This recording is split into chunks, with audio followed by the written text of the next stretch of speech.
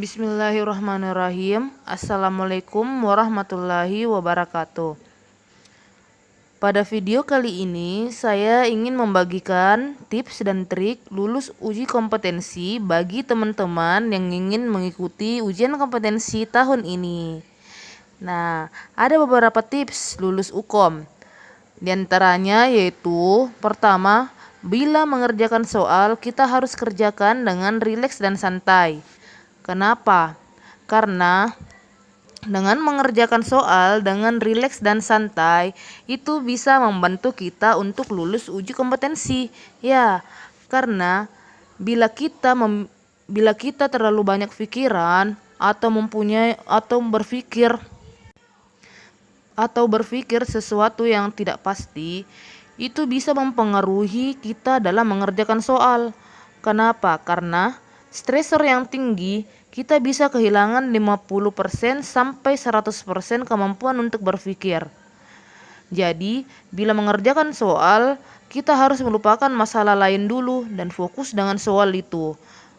Biasakan tarik nafas dulu sebelum mengerjakan soal. Itu adalah tipsnya. Berikutnya, yaitu persiapan fisik dan mental. Sebelum ujian kompetensi atau UKOM, kita harus memiliki kesiapan fisik dan mental. Kenapa? Karena biar kita pintar ataupun kita hebat dalam mengerjakan soal, tetapi bila kita tidak mempunyai kesiapan fisik dan mental, itu akan mempengaruhinya. Contoh, pada saat kita ingin ujian, tetapi kita masih pergi jalan-jalan sehari sebelum ujian ya. Kita masih pergi jalan-jalan, refreshing, itu tidak baik. Sebaiknya kita istirahat di rumah. Apabila kita mau ujian besok, sebaiknya kita itu istirahat di rumah biar kita memiliki badan yang fit untuk mengikuti ujian besoknya. Karena dengan begitu kita akan memiliki konsentrasi dan analisa berpikir yang baik. Selanjutnya, tips ketiga yaitu jangan tergesa-gesa dalam mengerjakan soal. Ingat, soal UKOM itu hanya 180 soal yang harus dikerjakan dalam waktu 3 jam. Jadi kita harus santai dan gunakan waktu tersebut sampai habis. Jadi waktu 3 jam itu insya Allah cukup kok untuk mengerjakan soal 180 itu.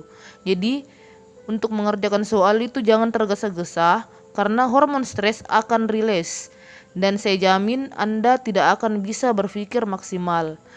Jadi gunakan waktu 3 jam itu dengan sebaik-baiknya.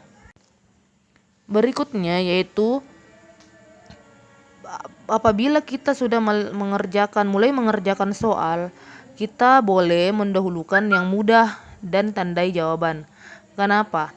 Karena dengan menjawab soal yang lebih mudah duluan itu bisa membantu atau mengefisiensikan waktu kita dalam mengerjakan 180 soal lainnya. Ya. Dengan mengerjakan soal yang mudah, insya Allah kita akan langsung dapat menjawab. Namun kalau masih ragu, cukup tandai dulu agar bisa kita ulang lagi membacanya pada saat kita masih mempunyai waktu luang lagi. Karena untuk menjawab soal yang sulit kita bisa itu membaca sampai 2 atau sampai bahkan 3 kali dalam menganalisa soal tersebut. Jadi itulah makanya kita harus mendahulukan soal yang mudah dulu, baru soal yang sulit. Nah, biasanya juga dalam mengerjakan soal, itu soalnya jangan dihafalkan jawabannya. Biasanya kita mendapatkan sebelumnya di soal try out. Contoh kita dapat soal dari try out. Terus kita hafal. Dan kemudian pada saat ujian kompetensi, kita menganggap soal itu terulang. Padahal bisa jadi ada data yang berbeda. Makanya tetap kita harus mempelajari soal berikut dan jangan terpatuk dengan penghafalan yang kemarin-kemarin. Jadi ingat, jangan hanya menghafal soal pada soal-soal tertentu, tetapi harus mencari materi dan tetap dipelajari dan dipahami. Dan tetap pada saat sebelum ujian harus tetap berlatih banyak-banyak soal dan itu akan terbiasa apabila kita sudah menghadapi ujian kompetensi nantinya.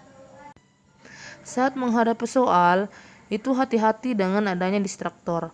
Kenapa? Karena semua jawaban itu dibuat seakan benar semua. Jadi, teman-teman harus lebih memperhatikan lagi setiap jawaban yang ada pada soal dan bisa mengulang pada saat teman masih memiliki banyak waktu.